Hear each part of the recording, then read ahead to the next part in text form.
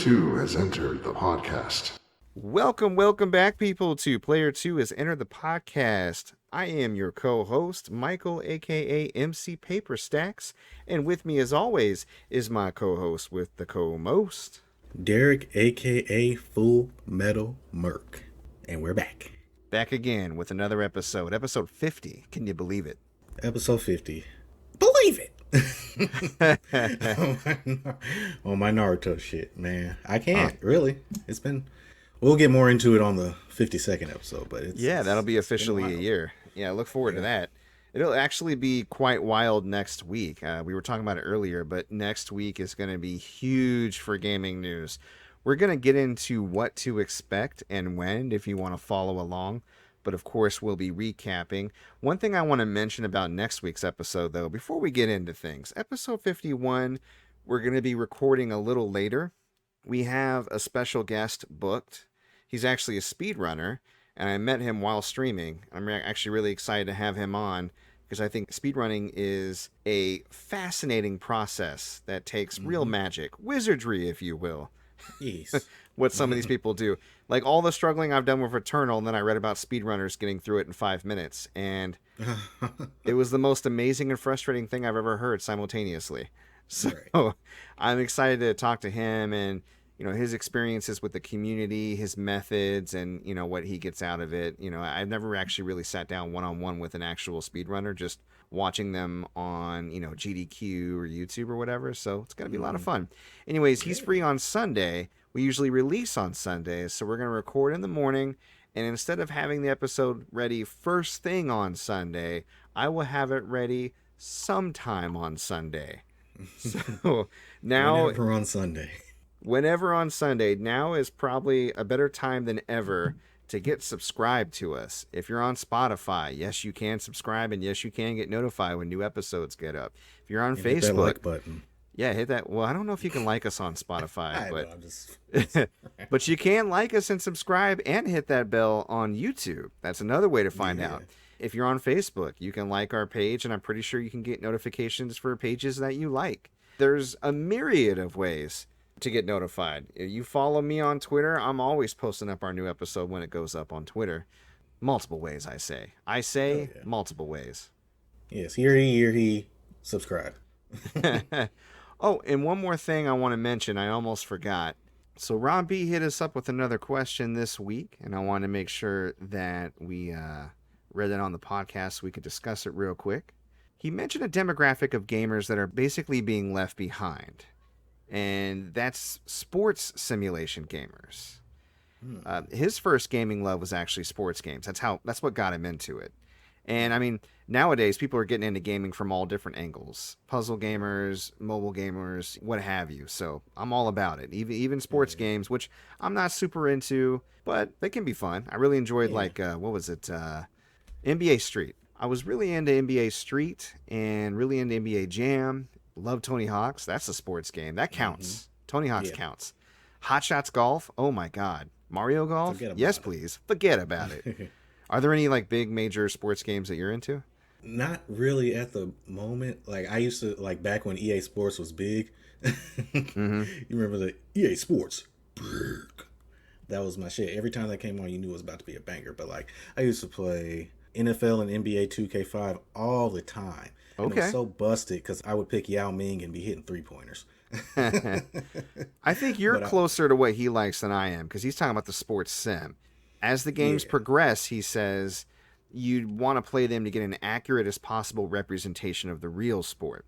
That said, he says that the mode everyone played was either franchise or whatever each sports game's equivalent of franchise was. It's why you bought it every year and you kept playing it. With the games releasing annually, you would think they're getting good reviews. What's the problem? Well, his problem is when they started with online play, microtransactions started endemically affecting these games. And you and I know this. FIFA, they're really terrible about it. EA, he has obviously a big problem with it. Much like Call of Duty, people start playing games online, but then developers and publishers like EA, 2K, SDS, they all realize they can make more money than the $50, $60 they charge. Take-Two is one of the worst, he says. They publish 2K, and they have online card collecting modes. You gotta get those V-Bucks. That's what he's talking Mom, about. I need money for V-Bucks. Oh no, Mom! I accidentally spent $2,000 trying to get my favorite soccer player.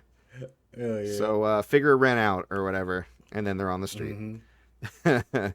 So he said, it's not really fun to try to play those modes without spending any extra money because it's a horrible grind. Right. And it makes sense. They designed those games to be grindy to make you want to spend more money. And he says all the major sports games are doing it. He mentions that these game modes are now being more focused on, so franchise mode is getting less and less love. Another unfortunate byproduct of this, he mentions MLB The Show. In the last 4 or 5 years, they've literally barely touched franchise mode. You could turn on the show 17, barely tell the difference between 17 and 21. Damn. He says that he feels like most sports gamers like him don't really give a shit about dressing up a My Player or collecting cards. He was wanting to get our thoughts on that. If there's a game or game franchise that we love that is being ruined by online play or microtransactions, an example of a non-sports game for him would be Call of Duty. He really liked the single player in Call of Duty 4, and I mean, they ripped the single player completely out of the newest Call of Duty game, didn't they? Or they bring it back? I can't remember. No, that was Call of Duty Black Ops 4 had no campaign whatsoever. That shows you how much I'm up on that series. The latest one is Cold War. Oh, gotcha. Yeah, I kind of gave up on it. I might check out Cold War because I hear the campaign's kind of fun. I but know, it does look dope. Every time I saw Ronald Reagan, I want to throw up in my mouth a little bit. So maybe you get to shoot him at the end. I was gonna say if you get to shoot him, I'm okay with that. So, but yeah. So let me ask you then. I mean, Ron, first of all, we feel your pain. I think I mentioned on my microtransaction rant on the last or previous episode, I can't remember which one it was, that I draw the line at don't do it, ever. Mm-hmm. Okay? There's no slippery slope. I'm drawing the line here. Don't do it. I don't accept it at all. There's a certain acceptable form of DLC, and you're right. When it comes to grinding and trying to get all that money out of people, it affects game design. I mean, we've seen it with the travesty that was, like, if you want to talk about a franchise that was ruined, I loved Battlefront on PS2. Too. Yep. I loved Battlefront. And then when it came to PS4, it looked gorgeous. I was so excited, and they fucked it up not once, but twice. Oh my God. And I have both the games, and I've barely played them. I got them for super cheap as a collector, but, I'm not interested in what they got because everything's just microtransactioned all the hell and designed badly to encourage people to spend money, and I'm not about it. Yeah. What about you? Can you think of a franchise that got ruined by microtransactions that you loved? That I love? Not that I loved, because I tend to just stay away from that.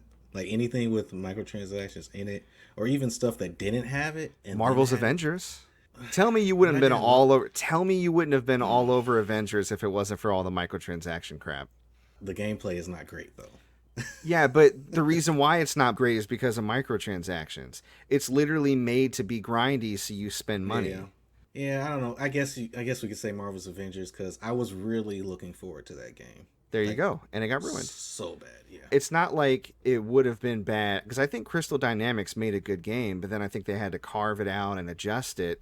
I mean, we literally talked about a story where they made it harder to level up because they said people were leveling up too fast. Right. Fuck off. Yeah, so Ron B, we feel you. We feel your pain. Hopefully somebody can take up the mantle. All I can say is the squeaky wheel gets the grease. Maybe go check out some Nintendo online groups and take notes, because nobody complains like Nintendo fans, I gotta tell you. We'll get more into that later. But or check out, I haven't played them specifically. Check out Doug Flutie's Maximum Football and RBI Baseball. Haven't checked them out. I don't know if they have campaigns or not. Just saying, look up some videos on them and see if they got what you're looking for. Okay. Because they're budget titles.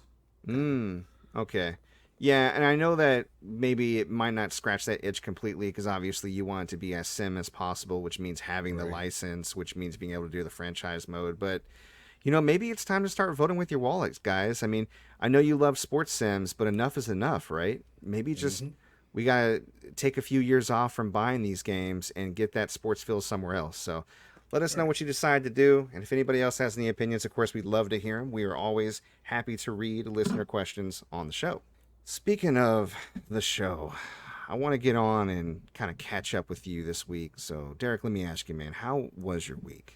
It's pretty good, man. Just recently got the second COVID vaccine, or second shot for Moderna. Or as I tell my wife, Moderna. Tell my wife the second part of the microchip has been implanted and completed. Yeah, they will fuse together now and form Voltron. Exactly.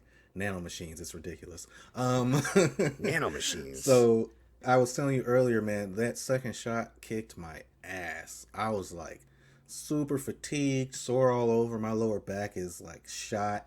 Oh, man. I was like, oh my God. I almost didn't want to do the podcast today because it felt so bad, but I got to it. So we're here now. I'm good. We took Nora to the eye doctor because she's been squinting a lot. And, you know, we're looking at it like she probably needs glasses because she's always squinting or tripping over something or just clumsy. Just clumsy. Just like her mama. Anyway, we took her to the eye doctor and she's just, you know Nora, she's just silly. So she was at the doctor. He's like, what's this shape? She's drawing a circle with her finger, but calling it a square. She knows what a circle is. But she's just doing these silly types of things during the exam. And I'm like... Kids do that. Yeah, I know. And I'm like, I don't know if we can get an accurate reading on this if she's not actually saying what she needs to say. But apparently they did see that she has like larger than average astigmatism. So she needs to go to a different eye doctor with all the proper tools that they can use to analyze and get her prescription right. So our baby's going to have glasses probably in a couple months. So... look out for cute pictures if you know me on Facebook. And yeah, I feel you on that. Oh, I was gonna say I feel you on that issue with Nora not taking the test because Ben has those days where he feels like answering questions, and then other days where he doesn't feel like answering questions. He had his kindergarten assessment recently, and the only thing I could think about was, please be the day where you actually feel like answering questions. Please be a day where you actually... Because if he decides to play dumb, then I'm like, oh, man, they're going to put him in, like, the lowest rung on kindergarten. Right. I don't know what that is, but these are the things I worry about as a father. Exactly. Put him back in pre-K. He's not ready. Oh, let's see. I want to shout out my little brother, Kendall. They just found out that they're having a baby girl. I'm really excited. Oh, that's great. And yeah, that's cool, man. This is kid number 2. So I'm reaching out to you right now, bro. Slow down or do something. Oh, that sounds like you're going to be next. Shit. Yeah. No. Get Nora a little sibling. Nora is a handful and a half. She certainly is enough for anyone. She's great. Yeah, she's amazing. I got some awesome pickups this morning that will be on the eBay store probably tomorrow or Sunday. Hit up a yard sale and I asked for games. If they had any games, she went inside and brought out Breath of the Wild. Okay. And I think it was Ocarina of Time. And Zelda she was fan. like, yeah. Right. And she was like, yeah, I'll take 20 for both of them. I was like, damn. Yeah, super deal. Hell yeah.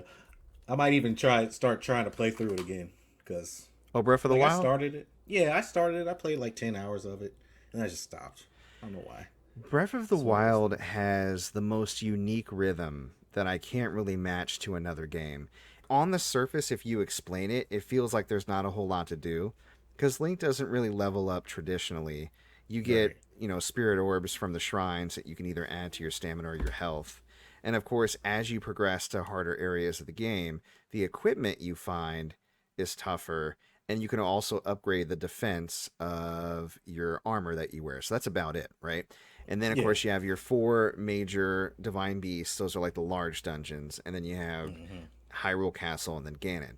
However, there's so many little things. And once I stopped caring so much about what the reward was and just having fun exploring the environment and trying to get all the side quests done and just goofing around, like, having Ben watch me play the game has really had me look at it in a different light. Every time I see Bokoblins, I just roll my eyes like, I gotta get through these guys. And he's like, ooh, what if we picked up a box and knocked him off his horse? And I'm like, that sounds funny. So, he just, to coin a phrase, he breathes new life. He breathes it, breath, in the wild. Oh. Yeah. Oh my. Yeah. Yeah.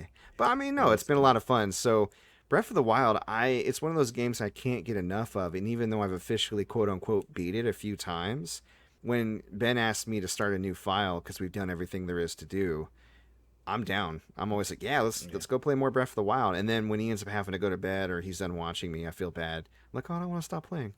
Yeah, I'm gonna keep playing though. I'm gonna keep playing.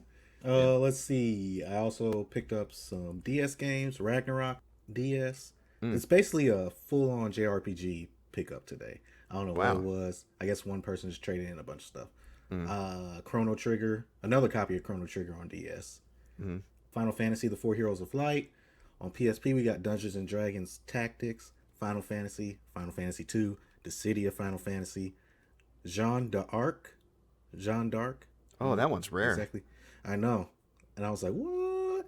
I remember seeing that game a few years ago. It would be at the game store for like $8. Wow. And now it's like $100. And I'm like, I was going to say, yeah. I'm like, come on. Come on. Yeah. Let's see. Tales of Xillia. I think that's my favorite Tales game. You told me that was, yeah. Yeah. Lightning Returns Final Fantasy 13, my least favorite Final Fantasy game. I never even played it. Star Ocean. Yeah, you just play as Lightning and she changes her outfit and can control monsters and stuff. It was fine. I beat it.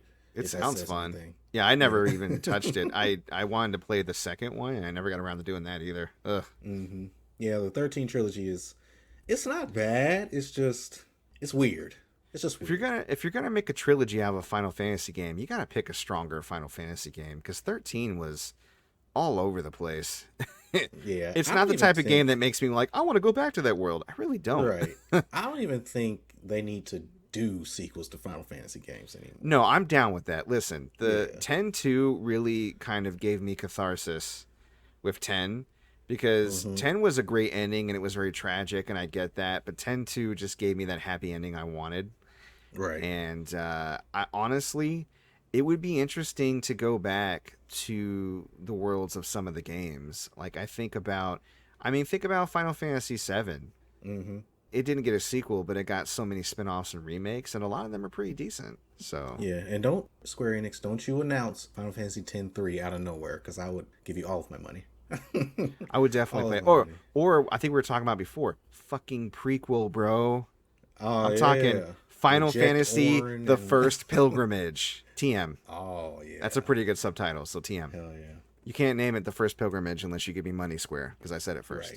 Right. Oh, what else we got? Star Ocean: The Last Hope International.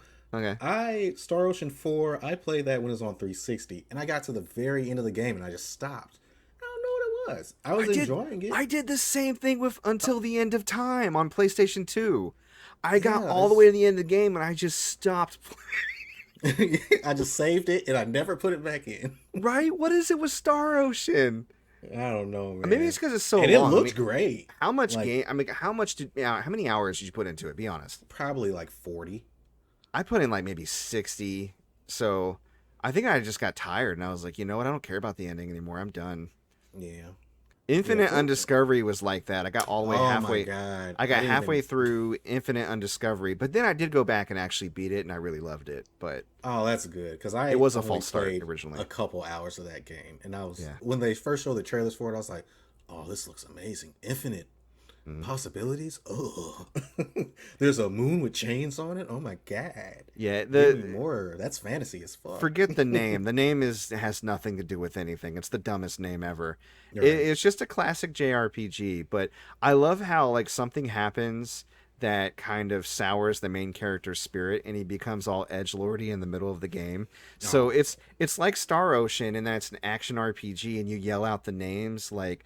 So, like, say one of your moves is like Raging Wolf, and so he go Raging Wolf like that, like an anime guy, right? That's but then, Tails like during during his edgelord phase, he's like Raging Wolf. Like the voice actor actually growled his lines for like the middle section of the game until he found his hope again or some stupid shit. Anyways, the game is good. You should play it. Yeah, Fairy Fencer F. It's another game on PS3, another JRPG, and Tales of Grace's F. And that's what I picked up this week. Well, not this week, just today. I picked up so much other stuff this week. I just don't know. There's stuff up on eBay, ebay.com/str/gamergoodies and more. You guys can go check it out. I post so much stuff, it's ridiculous. Cool. Go buy things, please. Yeah. How was yeah. your week, man? It was good. It was good. We got some spicy gummies from a new source, and I had one of those spicy gummies Was that yesterday. source hell? It may have been because there was no instructions or anything, so I was like, I'll just have one and see what happens. It was like 2:30, and then I felt fine, and then 4:30, like I just got obliterated, and I crawled upstairs to my wife, and I was like, I just got obliterated, and I spent an hour trying to get upstairs just to tell you that I don't know if I'm going to make it the rest of this workday. Like, I was just gone. Luckily, I did, but I was just like, every minute that went by in the real world was like 20 minutes for me. I listened to the same song for like 3 hours and never got to the end. It was insane. Wow. And like I went upstairs and I took a nap right after work, like for a half hour, and then I went upstairs and I was like, man, yesterday I took this spicy gummy, and my wife was like, that was earlier today, and I was like, oh my god. It's still today. Ah. Yeah, so I guess my advice is, if you like spicy gummies or spicy brownies or spicy cookies, whatever it is, when you see a portion, always take a bite, maybe half, but no more than that, because you never know how spicy it's gonna be. And in this case, it was way too spicy for me. I want to know, and I think the listeners want to know, what you mean by obliterated. What happened, Michael? I'm talking about all I could do without stressing myself out was listen to music. I lost all motor function. It was, you don't understand. And even listening to music stressed me out a little bit, but it was like a good stress out. But I was That's tripping because I had responsibilities. I had like a couple hours of work You're left, responsible. and so I was going like super slow. Like I was like I have to be very deliberate and careful about what I'm doing. So it was just, I don't recommend a midday spicy gummy. Is all I'm saying. So Right. some afternoon delight, if you will. Right. I tried exercising this week. I've been walking a lot, which is fine, but I tried, yeah, I know, right? I tried actual exercising, and it didn't go well because the next day, which was yesterday, which spicy gummy kind of helped this a little bit, but I was in a lot of pain. I could barely walk. I was doing like leg lifts and stuff, and I guess I might have done too many. Charlie horse? No, I'm talking like full on, like torn muscles. It hurts to bend them a certain way. Yikes. Like the front of my legs hurt so bad that I had to bend over a little bit while I walked, and then my back started hurting from walking like that. Mm-hmm. It was just a Ain't whole that thing. a bitch? Yeah, I'm like, all I want to do is exercise, and my body was like, well, don't wait a fucking year before you start, idiot. And I was like, oh, Right. okay, well, If I start exercising now, it's like, you should have quit 10 years ago. pretty much, man. So yeah, I'm gonna get back on that horse again on Monday, but I took a couple of days to rest my body before I try again. So wish me luck, dude. I was doing the baby versions of the exercises too. That's the messed up thing. I wasn't even doing full on, you know. He was doing the knees on the ground push-ups. Yeah. Or I as they wasn't called doing- them back in the day, the girl push-ups. Yeah. But Which girls is, can do push-ups. Come yeah, on, guys. girls can totally do push-ups. But yeah, no, like knee push-ups are a thing. I mean, I'm going to be talking about something later on in the episode that kind of incorporates that. But I think it's important for people to understand that, you know, when it comes to calisthenics, there is beginner all the way up to advanced. And depending on where you start, I mean, you wouldn't go straight for the 100-pound barbells. You would start at like the lower pounds, and then you would only go up, you know, once you get stronger. So why is it you're trying to do a full-on push-up when you first start doing push-ups, right? True. It's a similar thing. So yeah, I'll talk more about that later because it actually incorporates something I wanted to discuss. So yeah, that's going on. And the last thing I want to mention about me this week, I'm going to be changing my streaming schedule. Now, I've been thinking about it for a while, and I think I'm going to stop doing the main stream. And Returnal really brought this home for me because with Returnal, I was playing it for a couple hours a session, 2 sessions a week, and I could just never get into it enough, and it was a game that I kind of needed to sink my teeth into. Luckily, this past week, and I'm going to get into it further when we actually talk about what we've been playing, I actually made some headway, so that's great. But I still was thinking, learning from this experience, I told myself that I never want to play or stream anything that I didn't want to stream. And I thought that was true when I started the mainstream because I was just going to play the new games that I wanted to play. But I was kind of breaking the rule because I was playing them differently than how I would play them casually, which means I wasn't playing the games I wanted to play. Because casually with a game like Returnal, I'd be taking my time, but I was constantly rushing through and therefore making mistakes because I wanted the episode to be snappy. Mm-hmm. So I'm going to keep the Tuesday and Thursday slot. Basically on Tuesdays at 8, instead of the mainstream, I'm going to bring back what I used to do, what I used to call Blind Play Wednesdays. I'm not going to call it Blind Play anymore since that's actually a thing now, like people who are blind stream, which is really cool. So I'm going to call my show First Time Tuesdays because it's going to be the first time I play the particular game. This upcoming Tuesday... First time. This... Go ahead. Oh, no, please continue. Oh. But yeah, I'm taking a cue from you. I'm actually going to try out that Panzer Dragoon remake on Switch this Tuesday. Oh, okay. So I'll let you know what I think. Now on Thursday, I'm still going to play at 8, but instead of the mainstream, on Thursday, I'm calling it Casual Thursdays because I'm just playing whatever. So if I've been playing Diablo 3 all day and I don't want to stop, then guess what you're going to watch me do? You're going to watch me grind riffs on Diablo 3. Now, are people going to be interested in that? I don't know, and I kind of don't care because I realize that playing what I want to play is really what makes the show successful. Most of the people that I've met through streaming have been on the 2 days I'm playing games I really want to play, like Friday Night Frights or Monday Night Brawl. So I feel like that's the kind of philosophy I need to stick to. That also means I can get through main games a lot faster because I don't have to wait for a schedule. So you'll probably be hearing me talk about all these newer games coming out a little bit more rapidly than usual. Okay, cool. So that's what I got going on. But to switch it back to you, Derrick, this week, what games of the video variety have you been playing? I have been playing Spider-Man Remastered. I just beat the main campaign, and I'm moving on to the DLC. I finished the first DLC. And it was pretty good. It was pretty I didn't like try and do everything because I'm like, I just want to get through the DLC so I can play Miles Morales over again. Oh, okay. Because on the new TV, because I beat that game on my old purplish blue TV that I didn't know was purplish blue or couldn't tell. Was this the first time that you played the first City That Never Sleeps? I think it was the Black Cat DLC, right? Mm-hmm. Yep, this is the first time I played it. What'd you think? It was okay. I was like, and this is gonna lean into something we're talking about later, but I was like, Felicia ugly. Really? I didn't think Felicia was cute, man. I know, and I'm just saying this from a standpoint of they literally make this character to be like seductive and stuff, but I just don't think she was cute. So it kind of it didn't work on me.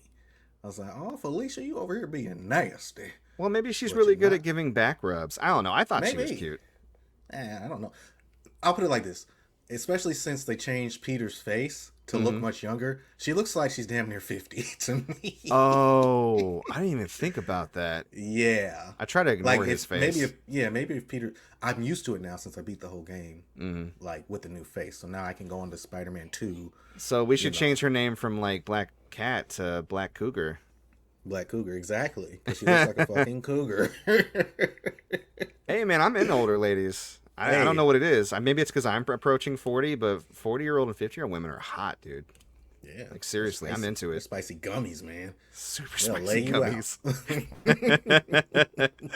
They'll obliterate you. Obliterate me, Lady D. Yes, obliterate me, mommy. I also picked up Sackboy, A Big Adventure on PS5. And it's nice. It's very, very casual gameplay experience. It's like, it's a platformer. It knows it's a platformer. It's for children, really, but kind of has just a little bit more than above child intellect for some stuff. But like, it's really easy to get through. It's cute. It's fun. I love it. I'm gonna probably be playing through that with Vicky and trying to get her to play It Takes Two with me as well, because now she thinks I don't want to play it with her. But Sackboy's dope. We actually tried out that Maquette game that they released. Yeah, that they released for free on PS4. It's Puzzle like game. a first-person puzzle game. Uh,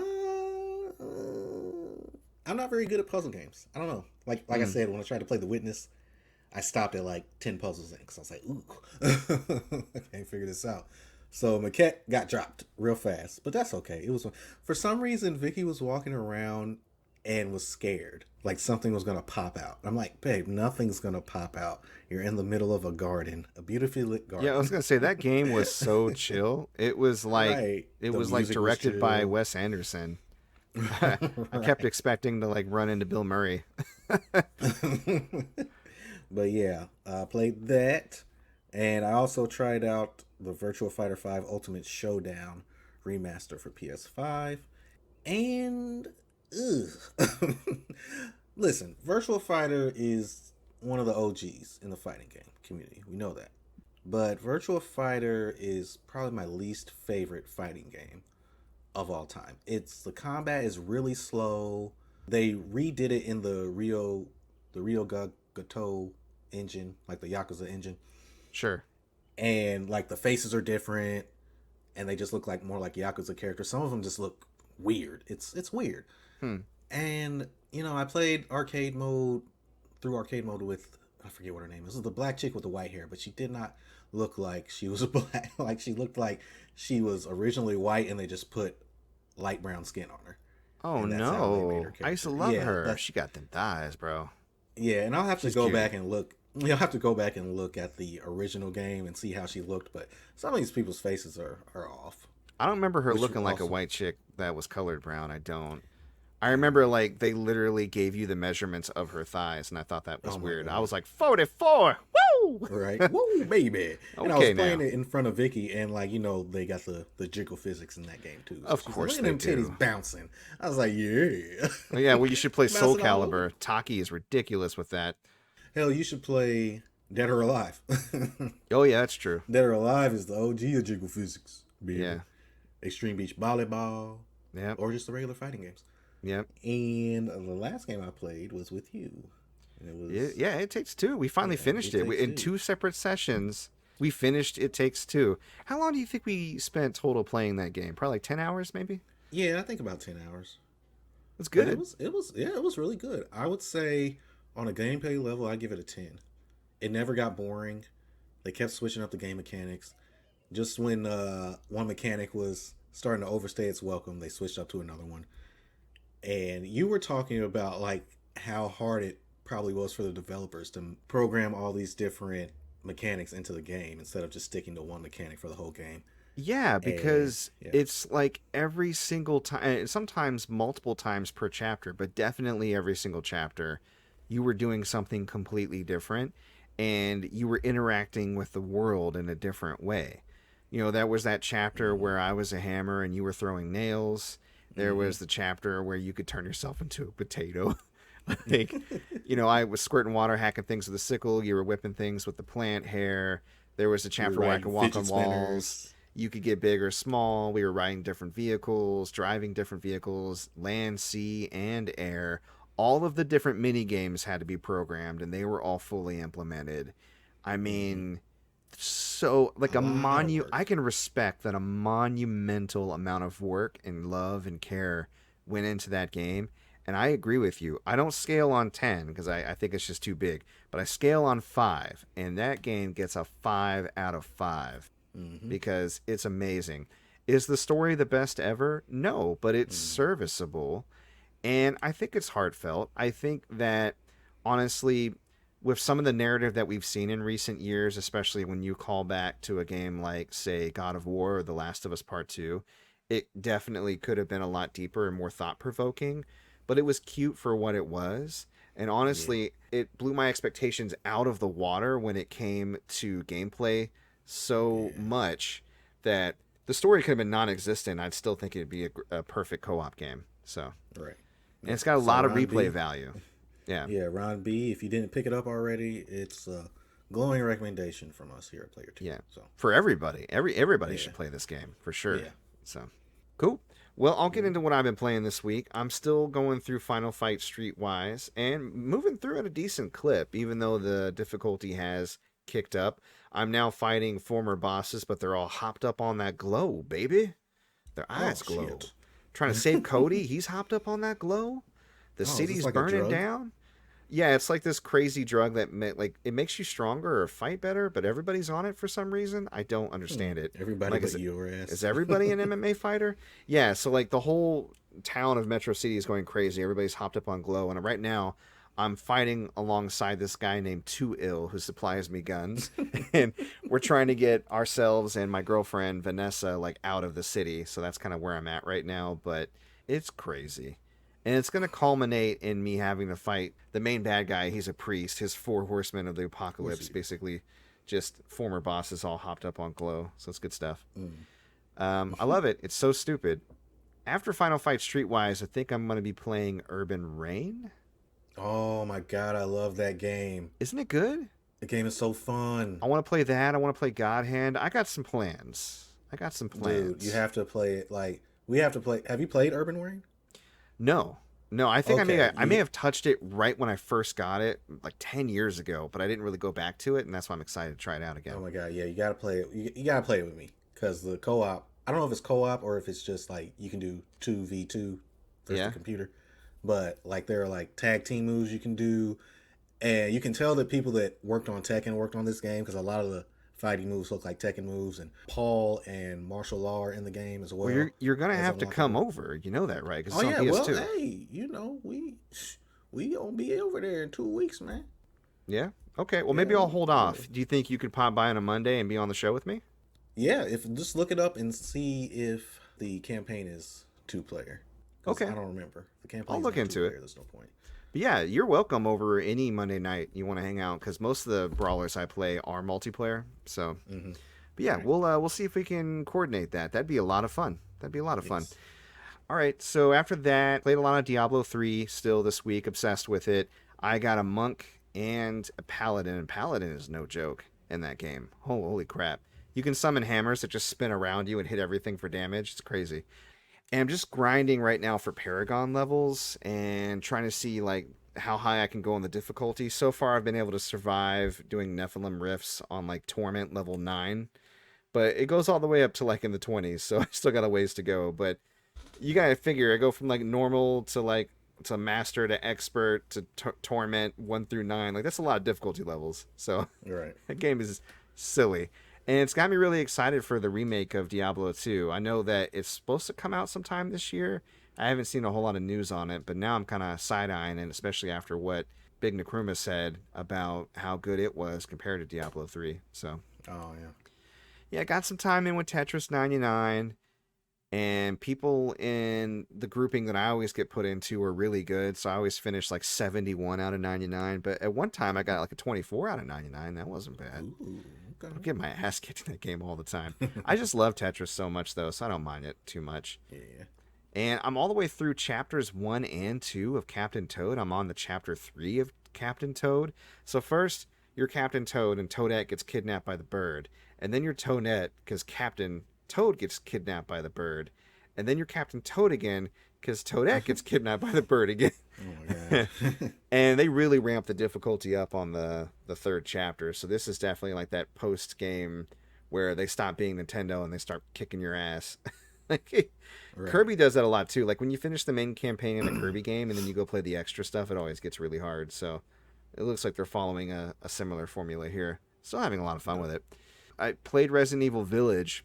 Last Friday, I actually got out of the castle. I was able to defeat Lady D, and I won't spoil like what happens with her and how you end up confronting her ultimately. But obviously, you're working your way through the castle, and you have run-ins with all 3 of her vampire daughters that are made of bugs, and then of course that really pisses her off. So eventually, it comes to a head. But now I'm on to the next mode of the game. I don't know much about what it's going to be like, but I do know that the next boss was one of the weirdo, creepy ones. I think she's like a doll or something. Yeah, yeah. Yeah, so I'm going to be playing that tonight as of recording. I'll already have the episode up by the time that this goes up on Sunday. But yeah, I'm really looking forward to it. I have a ton of fun with the game. It's so stupid. I love it. Returnal. I broke through on Returnal. Tuesday, I actually got past the 5th biome, straight to the 6th and beat the boss. First try. I'm back, baby. I'm back. Oh, shit. So really, the game's 4th and 5th biomes are the ones that are just designed to take me out personally. Like, they just have the perfect combination of enemies and difficulty that it took me a while to surmount.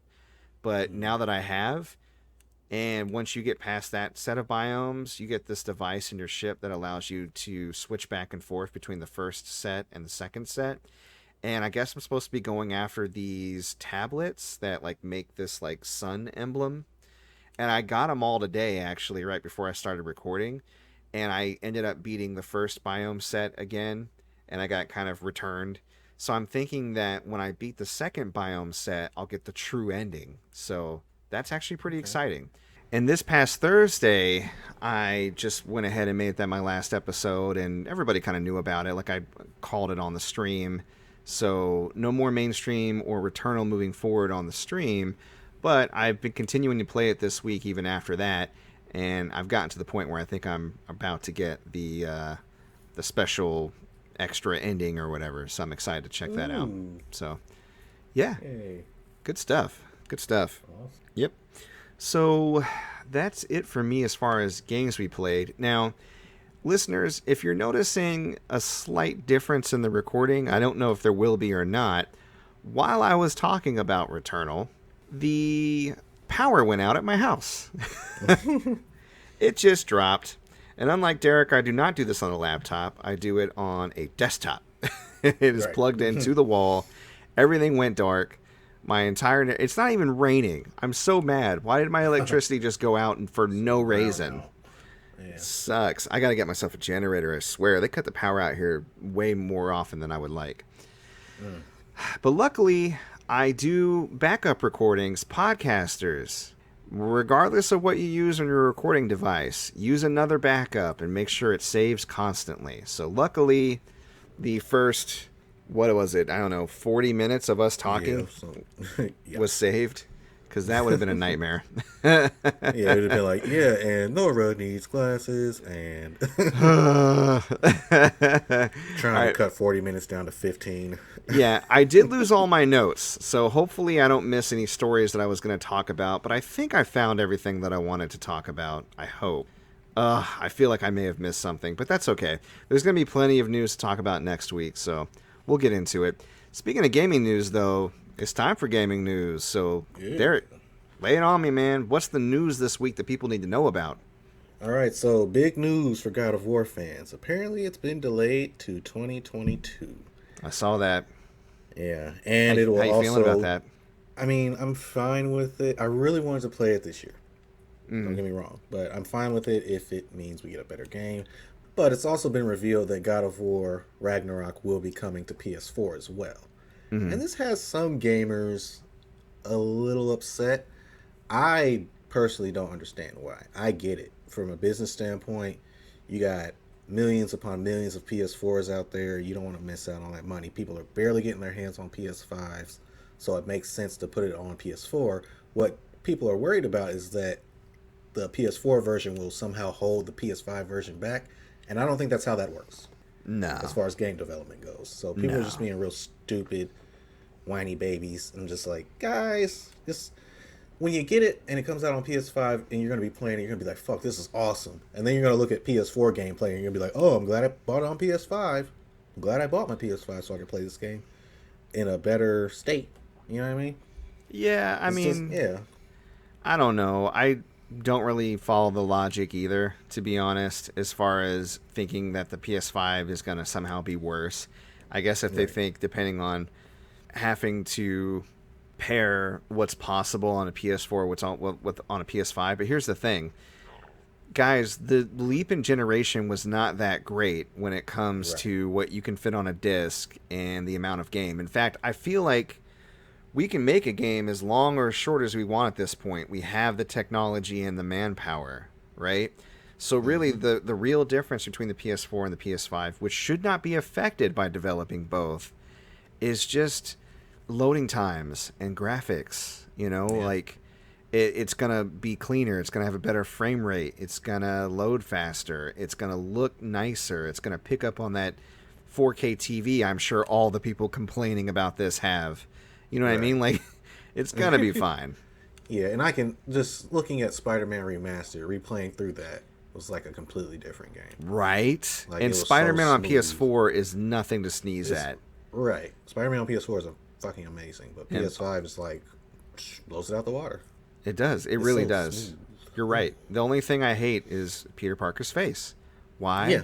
did they do that to that man's face? I don't know. Couldn't they have asked us first? I would have voted no. Right. Couldn't it have been like a Sonic situation where they go, hey, look at this face, eh? And we can all go, hey, no. No. Do not waste man hours on that. The fuck? So I don't know. Yeah. I kind of want to see that original Sonic movie now. Just to see how much worse it is just by him looking like that. No, I'm good. You know it exists. Crisis averted. That was a cursed image. I don't ever want to see it again. Yeah. Human teeth. Okay. Well, what else we got? Gamers complain about anything else this week? Yeah, gamers of course apparently think that Aloy looks like she packed on a few pounds in the new Horizon Forbidden West trailer. What? To which I say, shut the fuck up. Like, seriously. Like, we talk about this all the time. Like, image in gaming, especially, well, only when it comes to women, is just, for some reason, this huge thing that, oh, the woman has to be completely, like, beautiful. She's got to be a fucking 10. She can't have no meat on her bones, because if she got meat on her bones, how is she doing backflips and stuff? That's not realistic. But you're fighting robot dinosaurs in the future. So, well, my whole thing is, tell me what's realistic about that. You know? I don't even care what the criticism is, because who gives a shit? The fact that it seems like female protagonists' appearance is always being critiqued. I feel like if the protagonist of Horizon Zero Dawn was a man and he looked slightly different, nobody would care that much. If his face was different like Spider-Man, that would be different. But I looked at Aloy and she didn't seem that much different to me. Right. I played through that whole game and I platinumed it, so I don't know what the big deal is. You wouldn't have noticed unless you put a side-by-side picture. Yeah, and even then, is it that big like, of a really? difference to raise a fuss over? No. I don't know. I haven't followed it too closely, but it's funny hearing like what the gripe was actually about. I heard people having an issue, but I saw the doctored up makeup face that people made of her. Like, this is what she's supposed to look like. And I'm like, okay. And then I saw somebody put the giant flower veil dress thing from Midsommar over it. And I was like, oh, God, that's a cursed image. Because she's smiling in that picture just like the main character in Midsommar was smiling at the end of that film. And if you've seen the movie, you know that's not good. So I can't. That image is now burned into my brain.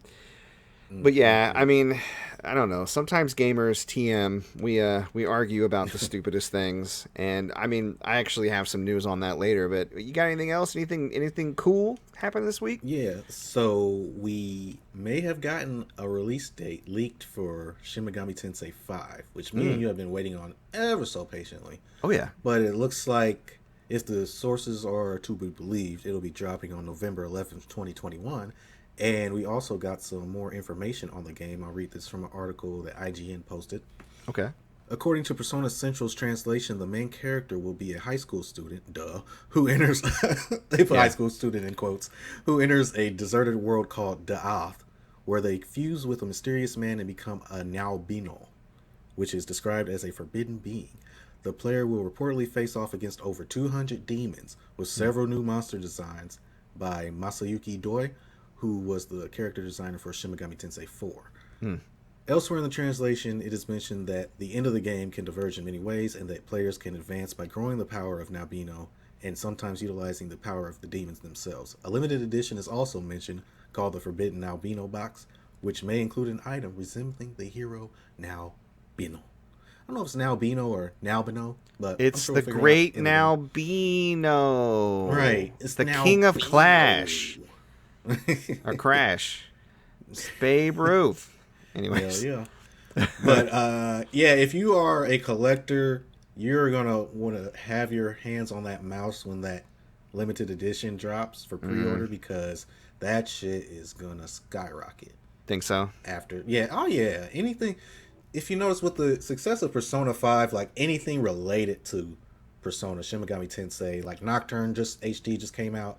any collector's edition related to that, I can guarantee you is going to skyrocket in price. I guess that's true. Like, I've been a fan since Persona 3, and then I immediately went and got Digital Devil Saga. I got the Devil Summoner series. Yeah. I grabbed Persona 2. The Devil Summoner series is expensive now. Yeah, well, I have it. Ooh, baby. I got them bad boys. But I went out and grabbed them immediately because I just want to collect everything that was like Shin Megami related. So right. Yeah, you did a good stuff. job because that shit is hard to come by now. Yeah. And the last bit of news that I have is the Crysis Remastered trilogy got a trailer. And it is going to be dropping for PS5, Xbox, and Switch in fall 2021. Have you played the Crysis games? We talked about it before on the show a little bit, not a ton. I haven't beat any of them. Yeah, I think I beat the second game. I played a little bit of the third, but obviously I never was able to play the first because I didn't have a PC. But that's going to change here in the fall, so I'm looking forward to it. The nano suit is so fucking cool. Yeah. I love it. Like the sound effects and stuff is like armor on. Camouflage. Like, yeah. You feel like a badass, especially in the third game when you get that bow. I don't know what it is about a bow and arrow that is much cooler than any minigun, any machine gun. It's just the finesse of it. Oh my god, you know who had the best bow and arrow? Who? Fucking Jack Krauser from Resident Evil 4. One of his knocked arrows would knock like 6 zombies in a row on their ass in Mercs mode. It was insane. Man, I wouldn't know. I never played it, but it was super powerful. Insane. Yeah, like if you get your hands on, which you should, because I think Resident Evil 4 is like the best entry in that series for like a brand newcomer, because it's so goofy and fun. But if you ever get a chance to play Mercenaries mode, you get to play as one of the bioweapons, Jack Krauser. He's got like this crazy tentacle arm that he can use as a special move. Surprisingly, his bow and arrow is the most powerful weapon he has in his arsenal.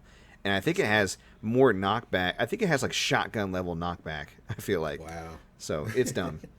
Cool. Anything he shoots at, it's dead afterwards. So good stuff. Awesome.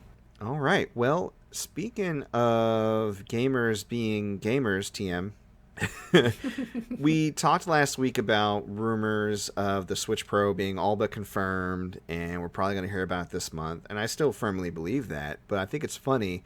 I've been watching people on Nintendo communities and like Switch groups and stuff melting down. And like there's memes going up like the old person being helped by the younger person, like, and the Switch Pro is gonna come out this month. Sure it is, Grandma. Let's get you home. It's just like as soon as no news dropped on the 3rd, because I guess somebody had mentioned we think it's gonna happen on the 3rd, then everybody's like, it's never coming out. You guys should just... And like there's just a bunch of salt everywhere you look of people complaining about how it's never gonna come out and why do you believe leaks and blah blah blah. And I'm like, it's June 3rd, guys. It's not even E3 week yet. Give it time. Right. Like, personally, I was expecting that they would probably announce it this upcoming week. But I know they're probably going to announce it before the end of the month. And now, why are you mad? Yeah, I don't get it. I don't. It doesn't make sense. Like, were you setting the money aside, but only for a limited time, and then it sets itself on fire? I don't understand what's happening. I am useless now. Yeah, so weird. I mean, I guess I did recommend people sell their Switch. So did you sell your Switch and you're like, oh, man, I made a mistake. Hold on. No. These are the type of people that should not play the stock market. Right. Like, I have a job that's stock market adjacent, which means that when... You know how when you hear about something like, oh, the stock price dropped on X, and you know it's too late to sell if you own it because at that point you're selling at a loss? Mm-hmm. Do you want to know, like, the hundreds and hundreds of people that call in, like, sell my stock? And I'm like, that's the dumbest thing you could do right now. Right. You're going to lock in that price, that bad price. Ride this shit out. Like, it's great if you hear about it beforehand and you get out, but you didn't hear it about beforehand. You saw it on the news. Once it's on the news, it's over. So people are just freaking out for no reason, and I feel like the Switch Pro is definitely coming. There's way too much evidence out there to say otherwise. And I think we just need to give it a few days. Can you give it a few days? Yeah. Just give it a few days. So, it exists. It exists, people. It exists. Speaking of things existing, Scarlet Nexus is coming out at the end of this month, as you know. Mm-hmm. And the demo, the stealth, dropped earlier this week on Xbox Series X and PS5. Now, I have a friend who recently acquired himself a PS5 and is also very interested in Scarlet Nexus. Have you had a chance to try it out? I haven't. I'm just now learning about this demo. I'm going to download it as soon as we're done recording. Awesome. I'm going to check it out myself, too. I'm not as excited, but I'm side-eyeing it, and it's got a demo out, so why not try it? So, it's Bandai Namco, right? Uh-huh. Describe the game for our listeners in case anybody else out there might be interested in playing it. I mean, from what you know. Think of, if you've played Astral Chain, think that exact game, only with different game mechanics and psychokinesis and bouquets of flowers with legs that are enemies and just a bunch of crazy shit. Okay, like, so wacky like platinum game action bullshit, and you're like a cop with a stand? Yeah, something like that, man. I love it.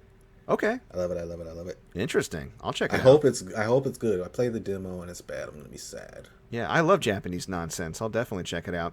Well, for Western RPG fans, as you know, Disco Elysium has had kind of a rough start on PS4 and PS5. It dropped late March to a lot of bugs and issues. They've all pretty much since been patched out, so the time to probably go grab that game is now.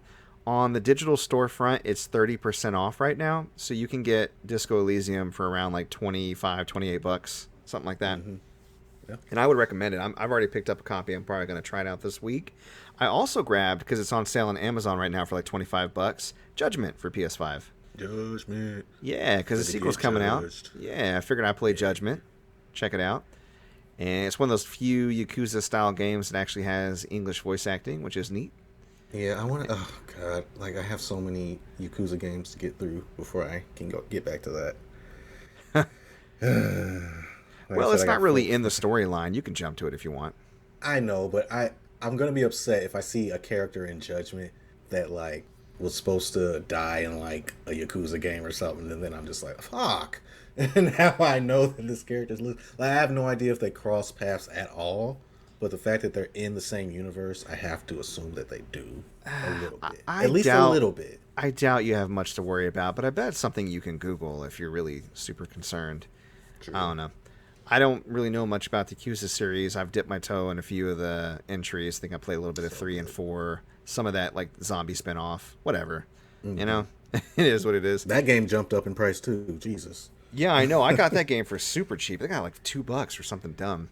And all of a sudden, just because it's on PS3, phew, to the moon. To the moon. Yeah, forget stonks. Buy PS3 games. Those are going to the moon. Well, like I said earlier, next week's going to be a huge week for gaming news. So I thought I'd go ahead and rattle off the schedule as we know it for those who are interested and want to pop in on a particular day. E3 is basically going to officially kick off on Saturday, June 12th. Oh my God, you know what that means? What? Oh, no, we're going to record on Sunday. Okay. I was going to say, we're not really going to have much to talk about. We're only going to be able to talk about part of it.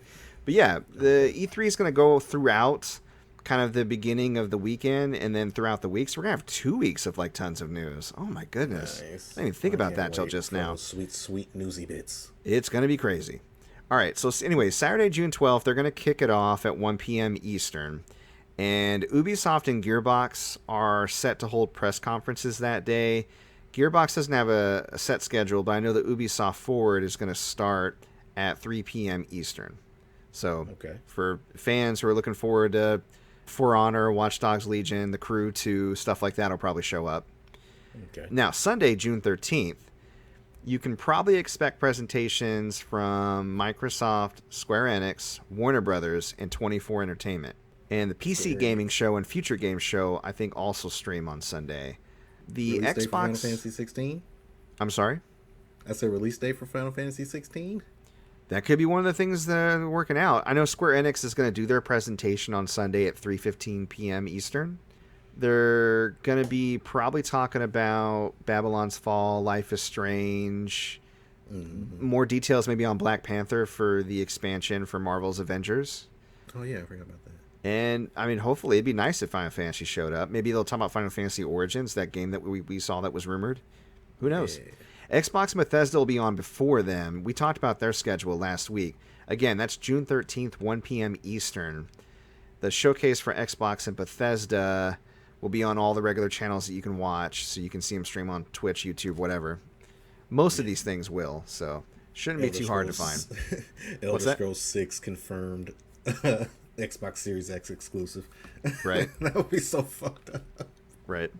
All right, and then Monday on June 14th, they kick off at 11 a.m. and Capcom, Take-Two Interactive, Mythical Games, Freedom Games, Razer, and a grouping of various indie developers will have presentations throughout the day. Capcom doesn't have a set time, it looks like, but they're set to probably talk about Great Ace Attorney Collection, Monster Hunter Stories 2, Resident Evil 4 for VR, Pragmata, that's all on the release list. There could be, according to some leaks, more Ace Attorney Resident Evil games that they may mention. And we know they're doing a lot with Resident Evil, so that's kind of like not a huge surprise. And not a whole lot on Take-Two, unfortunately. Tuesday, June 15th is the final day of E3, and they're going to have stuff from Nintendo, Bandai Namco, and a few others.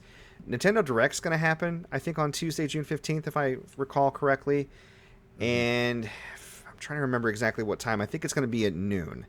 So roughly about 40 minutes, starting at noon Eastern, on Tuesday, June 15th, you can look forward to the Nintendo Direct. And then Bandai Namco hasn't released a time for theirs, but it should be sometime on Tuesday as well. Okay, cool. Standing out all by themselves way later on July 22nd, EA is going to have their own presentation. Cool. Yay, can't and wait. Nobody cares. Wait. Yeah, no, I don't care. No, but nobody cares. I don't know. They might have something that somebody cares about. Who I mean, knows? EA... Maybe they have Anthem 2. Who knows? Yeah, I mean, to be fair, EA did actually help produce It Takes Two, which is why we had to go through all that online disclaimer bullshit when we were trying to get hooked up together. We had to, like, re-log into our EA accounts. I'm like, oh, God. Are you going to let us use your information to fuck you? Pretty much, man. Yeah. Promise us your firstborn. Yeah. Well, on to even happier news. It's Pride Month. Happy Pride Month. To all our LGBTQ plus listeners out there and allies, we hope you have a wonderful month of celebration. And one thing I wanted to point out, especially since this is a gaming podcast, there is a queer games bundle on itch.io, and you can get 236 games by various LGBTQ plus developers for $60 total. It's an awesome bundle. Damn. And they're trying to raise, the goal I think is $5 million. So you can pay more than $60, kind of like a humble bundle type situation. They do have versions of the bundle of games for people who can't exactly spend as much as $60. So if you don't have $60, still check it out. I will put a link to the Queer Games bundle in the show notes so you can take a look. And all the money is going to go help those teams, give them a massive funding boost, give them a living wage, help them continue doing what they love doing, which is making video games. And I've tried a few itch.io bundles before, and it is a fun way to sort through a bunch of very, very different games. Like, a lot of really cool ideas get explored through this type of medium. So hopefully, if you have a chance to be able to check them out, support some people. Awesome. All right. Well, I think that covers all the gaming news I had. So, before my power goes out again, I just got one question for you, Derrick. I gotta know, this week, what you feeling? I am feeling that damn Michael Che. That damn Michael Che's at it again. He's got a new show on HBO Max. It's called That Damn Michael Che. It is a sketch comedy show. It is quite funny.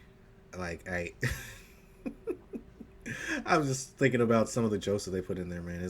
It's different from, like, you know, your Saturday Night Live or your even Chappelle's show, in that each episode kind of has a through line and all the sketches kind of connect to each other or lead into the next one. And sometimes they'll go back to a sketch to further the story on that one. And it was just a real interesting way to do a sketch comedy show, and I think he's pretty funny. And he kind of pokes fun at himself how black people don't really know who he is or think he's funny. And I think that's hilarious. There's a part where they're like, he's in a church and the pastor's like, And Michael Che's got a show on HBO Max. Not real HBO, though, like everybody else has. And he's like, it's the same thing. So they're trying to downplay what he's doing, man. But it is very funny. If you have HBO Max, you should check it out. It's only 6 episodes. I think the episodes are like half an hour each. And it's a good laugh. It's a great time. Yeah, I'm into sketch comedy for sure. I actually discovered that he had that show today because I saw a clip on YouTube. He was interviewing with some talk show host, and he was at Dave Chappelle's house. It was funny because he was trying to promote his show, and Dave Chappelle kept popping in. Oh, that's funny. Pretty much like stealing the show. Just Right, like, hey, exactly. I'm Dave Chappelle. All I got to do is look at the camera. What's up, man? What's up, Michael? It was funny. He was like putting stuff all up in the camera like an old man, and Michael Che had to go, you have to pull it back, man, and they ain't going to be able to see it. But I think Dave Chappelle is still doing comedy shows out at his farm or his neighbor's like property where they set it up, and I think Michael Che is set to do some sets out there. I think he had Dane Cook out there too, which is interesting. I haven't seen Dane Cook do stand-up in a while. I feel bad because I really liked him when I was younger, and I get why his style of comedy would be grating to some, but I feel like after that whole stealing jokes from Louis C.K. or not stealing them, like they addressed it on Louis C.K.'s show, but I felt like people just kind of dogpiled on him, and I felt bad. Yeah. It's just like a person's out there living their dream. They're doing the best they can. They made lots of money and made lots of people laugh. Calm down. Right. You know, it could be that he heard it and reincorporated it, but didn't really steal it. You know, they give a lot of people the benefit of the doubt, but there's some comedians where you're like, I don't know about that. Yeah, he took that shit. Well, I was talking about it earlier in the episode, but this week I'm feeling this new YouTube channel that I started watching recently, and it's a YouTube channel for an organization called Hybrid Calisthenics. And I think it's just this dude that lives in, I think he lives in Arizona. I don't know. He's just really nice. Like, you know how like you just get recommended videos, and the video that I got recommended was like, you can do pull-ups. And I was like, no, I can't. I used to, but then I stopped exercising. Yeah. Right. Like recently I tried to do a chin up and I got like halfway and I was like, ah! And because I gained like 25 pounds and I watched it. He was just really chill and kind of slightly unprofessional. Like he was trying to beat the sun and he wants to film outside. And I don't know, it was charming and endearing. Like he was talking about the different levels of calisthenics, how you can start at the level of like recovery, you know, if like you've been in an accident or something where you're just kind of really taking all of the effort out of it. So he talked about how you can do pull-ups by holding a pole or like the side of a doorway and just leaning backwards and then pulling yourself back forwards again. And that can help build the form and the strength. And then you switch to like having rings and holding the rings at like a chest height and then leaning back and then pulling yourself up. And then eventually you can switch to actual pull-ups. And I started watching some of his other videos. He did the same thing with push-ups and squats and sit-ups and leg lifts, bridges, all this stuff. And I realized I was like, part of the reason why I kind of stopped working out is because it's been so long. Like I would sit there and try to do push-ups or sit-ups, and I'd get like, I'd do 20 and I'd be red as a tomato and about to die. I can't do any more. And then I couldn't get my sets in, and then I just kind of got frustrated and gave up. But I tried out, you know, some of the baby forms of the exercise he was showing. Like there's wall push-ups, and then you can do the knee push-ups, and then you can also do the regular ones, and you can go to diamonds or one hands or whatever. Same thing with all these different exercises. They work so well that I completely tore up my legs. So I would recommend it for people who have been kind of out of fitness for a while and want to get back into it, but feel like they're really out of shape like me. It's been helping me out. I'm going to keep with it. I'll let you know how it goes, to be honest, because I'm always starting and stopping when it comes to this fitness thing. It's a constant struggle. You know what I mean? Yeah. But we'll see how it goes. He does coffee talk, too, where he talks about various subjects. You know, like how to stay positive, get along with people, have a successful YouTube channel, different stuff like that. Just different stuff that's in his wheelhouse. And I don't know, he just seems like a really nice dude. So I recommend the channel for those who are interested in checking it out. Cool. Hybrid Calisthenics. Hybrid. All right. Well, we're going to take a quick break to promote our sponsor, Anchor, and we'll be right back to close the episode after that ad. All right, we're back. Wasn't that a great ad? I enjoyed that ad. What a wonderful ad that was. Yes. Ads that add money to our pockets, hopefully. Ads that add money to our pockets, hopefully. Speaking of ads, if the people out there are trying to find a good place to buy a used video game, maybe a gamer goodie, possibly more, where can they locate you at to get that great deal? They can check out the eBay store, ebay.com/str/gamergoodies and more. I'm on Instagram at gamergoodiesmore and Twitter at goodies_more. Great. All right. And if you want to find us, of course, you can locate us on our hub at anchor.fm/player2 is enter the pod.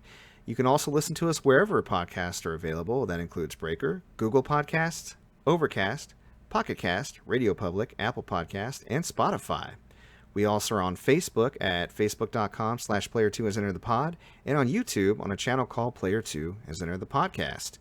So if you're enjoying the show, help us out. Rate us on Apple Podcasts or other forums that actually have ratings.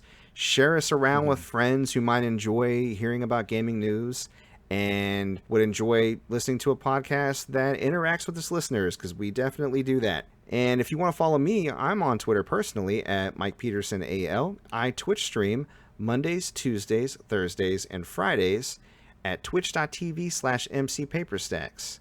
My current schedule is Monday Night Brawlers, Beat 'em Ups, and Warriors games. First Time Tuesdays, I'm playing a game for the first time. Could be an old or new game, but it's new to me. Casual Thursdays, I'm playing whatever. Come hang out with me while I grind on some RPG or whatever I feel like doing. And then on Fridays, we're doing Friday Night Frights. I'm playing horror games and trying to scare the crap out of myself for your entertainment. If you'd like to contact us, aside from commenting on YouTube or Facebook, you can also email us at mcpaperstacks@gmail.com for any questions, stream suggestions, comments, feedback, anything you got. We'd love to hear from you. And that is our show. We appreciate you coming out and listening to us. We love you, and we will see you next week. You guys next week. Bye.